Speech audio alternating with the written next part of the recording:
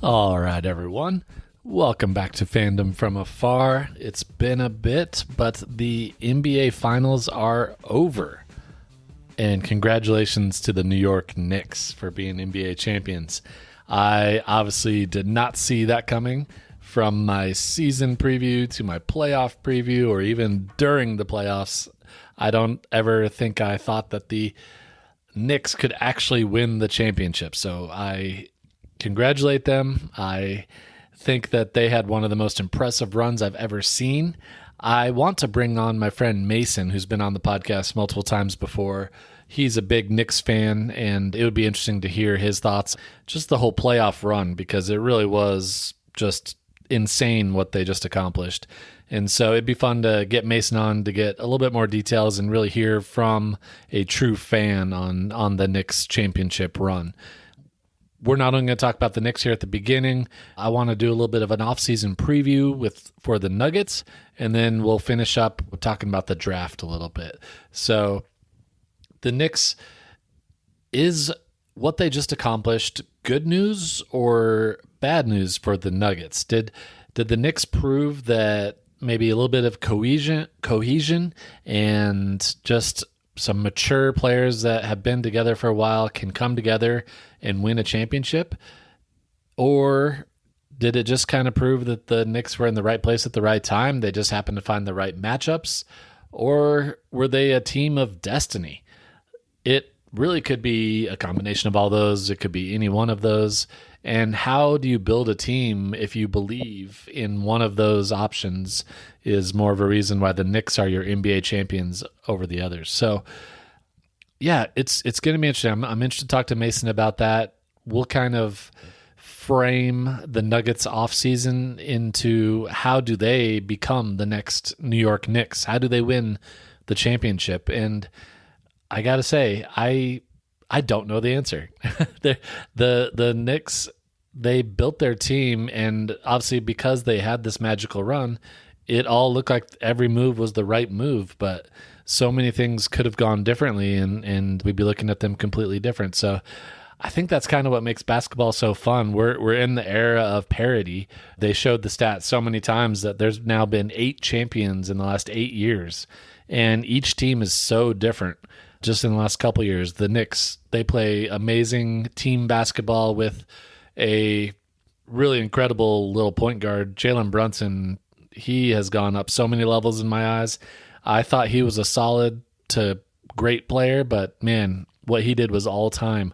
Last year, the Thunder, all-around great team defense with a superstar point guard.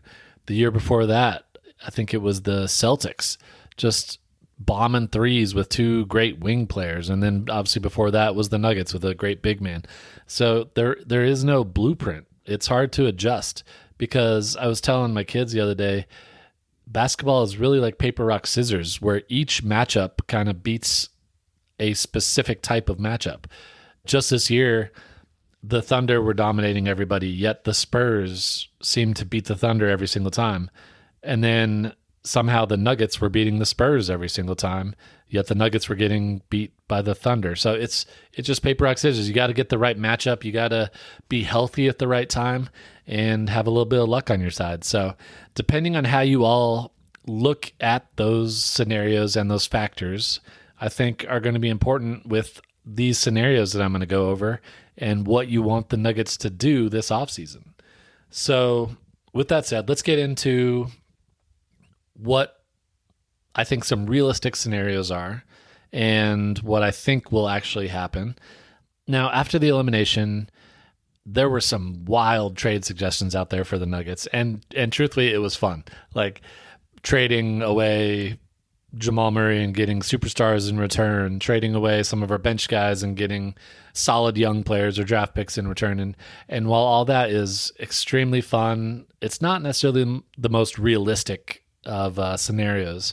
And so as the offseason has come and extended for the Nuggets, that seems like they've been off for quite a long time. I would say the best source that I've found over the past couple of years is it's an off-season preview by a guy named Jake Coyne, and he always posts it on X, formerly known as Twitter. And I just think it is just so great to put everything in perspective. I think Jake takes a ton of time to put these together. They are realistic. They are extremely thorough. And I love that he gives multiple scenarios. So I want to give all credit to these scenarios to Jake Coyne. If you haven't seen his offseason preview, it is on Twitter, and it is 73 pages long. And I read those 73 pages, so you don't have to. But I will say, if you're a basketball fan at all and you like the Nuggets, then it is an enjoyable read. So all of our scenarios are based on scenarios that Jake brought up in his offseason preview. And I'm going to give each one a title just to kind of clarify how I think this scenario could possibly happen. So it could be like most likely to happen, or it could be best chance to win us a title next year. And so I just want to kind of frame each scenario. I'm not going to go over all 10 scenarios that Jake gave, but I'm going to go over a few of my favorites and just why I picked those out. So I will say all the scenarios are great, each in their own way, but I picked out 4. And so I'm going to say this first one I'm going to go over, I titled Least Likely But Fun. And so this was actually scenario number 10 in Jake's offseason preview. And basically, I won't go over all the details because there was a lot of moving parts. But basically, in separate trades, we traded away Jamal Murray, Julian Strawther, Zeke Naji, Cam Johnson, and Peyton Watson. And we basically got a whole group of expiring contracts and first-round picks. So Jake called it not a gap year, but an evaluation year. But we would have kind of a war chest full of contracts and first-round picks to trade. And the reason I put it's least likely is because there had to be so many things to kind of go right in this scenario.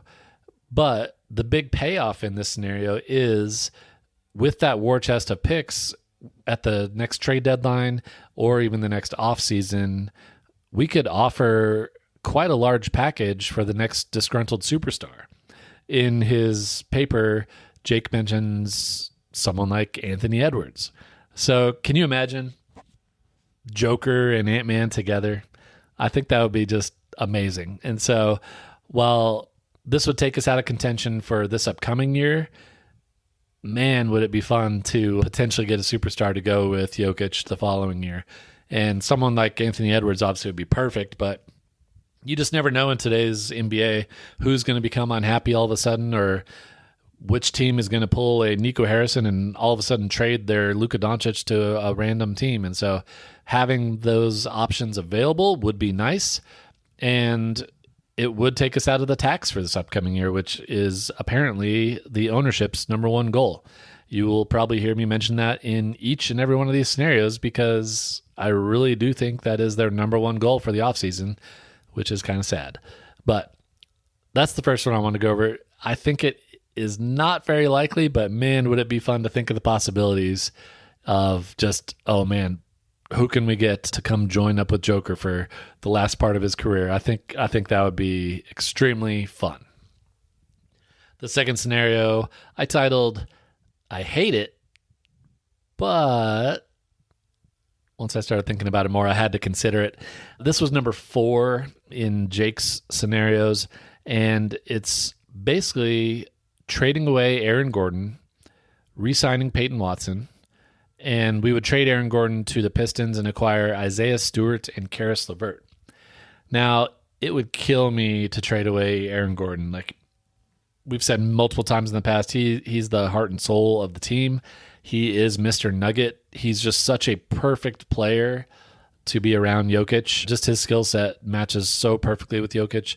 It's just that AG cannot stay healthy, and getting 2 solid players back for him would be a nice addition to give us some depth. And so in this scenario, he also has us trading Zeke Naji for Duron Sharp. So all of a sudden we have a couple of bigs in Isaiah Stewart and Duron Sharp, and then a kind of a gunner in Karis LeVert. So like I said, I hated it at first because we're trading away Aaron Gordon. But It would be nice to have the depth. It would be nice to get off of Zeke Najee's contract. And I don't hate it. I think it's something that the Nuggets might have to do. I think they're going to have to make some tough decisions this offseason. Or I should say, I think it would be wise to make some tough decisions. We'll go over what I think is most likely here coming up in a few moments. But this scenario would be kind of fun because we'd be going from Aaron Gordon, who is the most chill, laid-back person in all the NBA, and there may be some medicinal reasons for that, but we would trade him for Isaiah Stewart, nicknamed Beef Stew, who is a ticking time bomb and seems to want to fight everybody. So that would be interesting. And yeah, at first I hated it, but now I kind of like it. The next scenario, I call this the best chance at a championship next year. So obviously that is what our ultimate goal should be, even though, as I mentioned, the goal seems to be getting out of the tax. But I want to win a championship.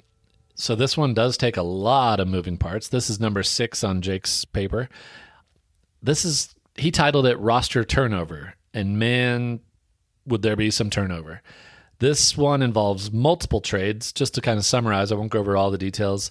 We pretty much trade away Peyton Watson, Cam Johnson, Jamal Murray, Deron Holmes, Julian Strawther, and Christian Brown. But we acquire Kawhi Leonard, Chris Dunn, Corey Kispert, and Patrick Williams. So this is kind of like a video game. Like when I'm playing 2K and I don't have a great season, I trade away everybody and I just get a bunch of new players. I kind of love it, though. A starting 5 of Jokic, Aaron Gordon, Kawhi, Chris Dunn, and then insert whatever shooting guard you want. It is long. It is athletic. It plays defense. It gives us some depth, too, with Corey Kispert coming in for some shooting. Patrick Williams is a defender. In this scenario, we can re-sign some minimum guys as well to kind of fill out the bench. But just the combination of Jokic with Kawhi, I think, could be pretty unstoppable. Now, health would be a huge concern in this scenario. Obviously, we still have AG, and Kawhi is well known for missing quite a few games. But I'm hoping Kawhi would be healthy, maybe motivated, because it didn't work out with the Clippers. He obviously had some off-court issues with the maybe illegal contract, shall we say. But I'm hoping he could kind of come in, even if it's for 1 year, because his contract is only 1 year long, but pull a Toronto Raptors, just dominate the league for a year, and then he could move on and go get a giant contract from somebody else or re-sign with the Nuggets. But I think this would give us the best chance of winning a championship because I think the combination of Kawhi and Jokic, both offensively and Kawhi would help out so much defensively. And then with all the other intangibles of what Chris Dunn can bring and the combination of those 4 together, I would absolutely love it. It's exactly what I'm looking for the Nuggets. But it would be the most Nuggets thing ever to trade for Kawhi Leonard, get extremely excited, and then the NBA finally comes down and suspends him for a year for the whole aspiration illegal contract, and he would never play a game for us. That's Nug life. And the last one I want to go over is a scenario I titled it, Sadly, the Most Likely. And I say sadly because the main goal of it is to just duck the tax. Now, our owners, they are the Walmart family. They have unlimited money. But in every interview this offseason, anyone associated with the ownership group has mentioned how daunting the tax is and how they don't want to pay a tax. And so it just really seems like the main goal will be to save money. And that's going to come with a decrease in talent. So sadly, this most likely scenario, it's number 2 in Jake's paper. And basically, we're just trading away Cam Johnson to save money. We get back Corey Kispert, which he's a good player, but he's a downgrade from Cam. And really, all it accomplishes is saving our extremely rich owners some money. So it's not the most exciting one. And unfortunately, I just think it's more and more likely. So I watch a lot of the DNVR coverage, and when the Nuggets first got eliminated, they were talking about all these big changes and really getting excited about potential moves and everything. But DNVR speaks to guys inside of the organization, and while they can't flat come out and say what they're hearing from these people, they kind of shift their tone on the shows and on the coverage. And the last couple of weeks, they have not mentioned big trades. They just are kind of preparing the fans for what they think is most likely, and it seems to be this situation where they're going to trade away probably Cam Johnson, but it could be Aaron Gordon, just to save some money and then try and run it back with everybody else, hoping that we stay healthy. Now, I've gone over it many times. I understand that the Nuggets had a good team last year, and we got injured and maybe a bad matchup in the playoffs, but I would just hate to go through a whole nother season of solid basketball, but then we get to the playoffs and Jamal Murray gets overwhelmed by athleticism. We don't have the depth to hang with some of these other young teams, and we get eliminated again. And then we wish we would have made changes. So I'm really hoping that this most likely scenario does not come true, but I'm afraid it is the most likely. So as we head into the offseason, I hope I'm wrong. I hope what I just said is not the case. I hope they are aggressive and try and improve the team to try and win a championship. We only have Jokic on our team for so long, and I would just hate to throw away another year just to save some money or just to hope that we can stay healthy. I am at the point where I love Jamal Murray, but I'm ready to trade him away. I think we need to try something different. I do not want to hope that he can all of a sudden handle these long athletic defenders. And I think it's time to cash in while his value is still high. I think we need to be more athletic ourselves. I think we need to surround Jokic with defenders. It's really, there's parts of each of these scenarios that I went over that I love. And obviously in an ideal world, we could do it all. But with so many cap restrictions nowadays, it's going to be tough. And I am realistic about that. Like, I know, especially that video game style one is going to be very difficult to pull off.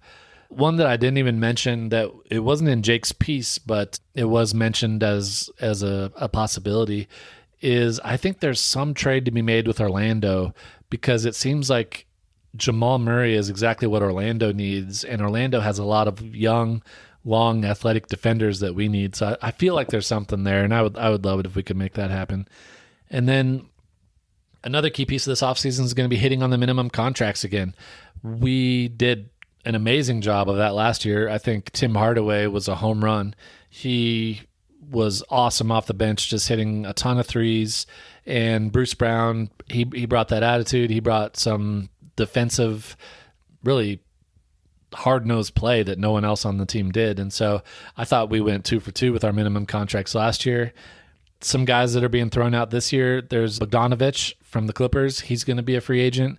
Him and Jokic, I think, are pretty good buddies from the Serbian national team. I think that would be a great backup point guard. Jacques Landale, I think would be a good solid backup center. I think we should bring back David Roddy and Spencer Jones. I think both of them are the type we need to fill the team with, as far as they're solid all-around players. They play hard, and they're not going to complain about shots or minutes. And then truthfully, Tyus Jones, if we don't get Bogdanovic, I thought he did a great job just towards the end of the year of being able to have someone else on the team that can dribble the ball up the court. For some reason, the Nuggets just struggle to find guys that can actually dribble the ball up the court. And so if we bring back Tyus Jones, I wouldn't complain about that either. So I think change is needed, but we'll see if the owners prioritize winning or money.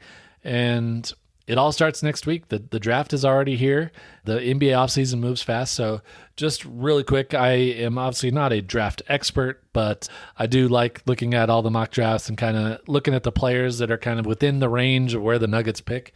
So if we do keep our number 26 pick next week, the 3 guys that I would love, and again, this falls in the category of long and athletic defenders, just add more of that versatile athleticism to our bench.